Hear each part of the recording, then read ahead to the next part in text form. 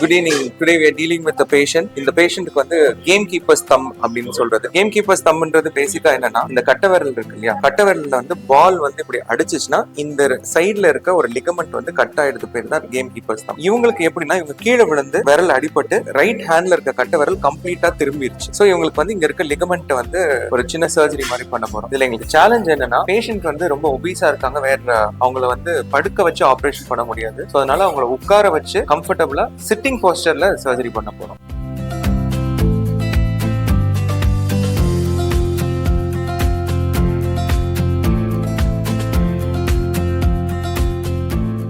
Today it is totally a different experience where the patient is sitting and we are operating. Good, thanks to our anesthetist who has made things possible. This is the ligament which is torn, the ulnar collateral ligament, which is the torn ligament of the hand, which we are going to reattach with the base of the proximal phalanx.